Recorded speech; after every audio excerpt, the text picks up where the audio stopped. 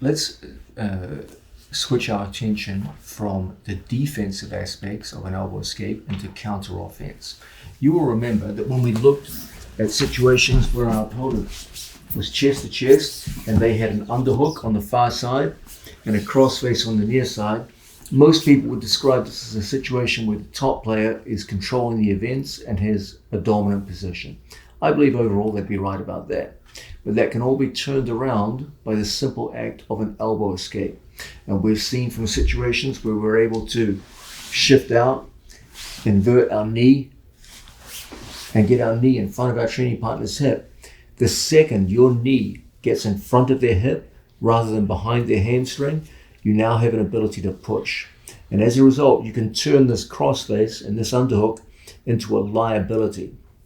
As long as my knee is behind his hamstring, this crossface and this underhook are an asset for our opponent. An asset that can really make our life quite miserable here in the bottom position. But the second your knee goes from behind the hamstring to in front of the hip, so that now you can push on an opponent and control distance, now those assets become liabilities. And one of the best ways we can really turn them into a liability is through the use of Ude Gatame. Okay, so when we push, separate our training partner's arms, you get an ability to go underneath that arm. And as a result, you can go Ude Gatame on either one of your opponent's arms. Okay, now a natural question if you'd be asking is, what the hell is Ude Gatame? Well, this is often referred to as a reverse armbar. It's where the arm is already extended and pressure is applied directly on the elbow joint and creating very strong braking mechanics. Now, Ude Gatame is not a move which figures heavily in the successful submissions in Jiu-Jitsu.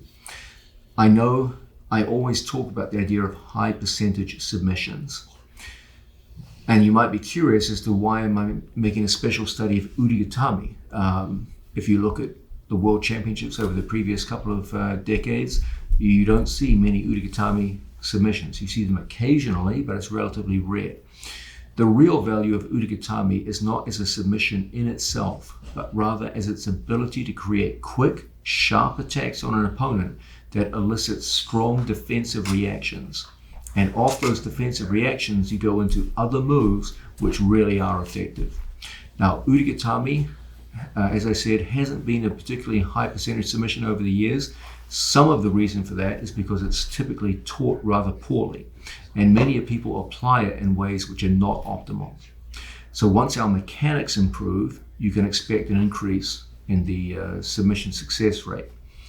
Nonetheless, we have to keep our eyes open to the fact that it is one of the more difficult moves to apply in World Championship competition, and therefore we should be able to feed off the defensive reactions of an opponent and go into combination attacks that will actually succeed and get the breakthrough that you seek.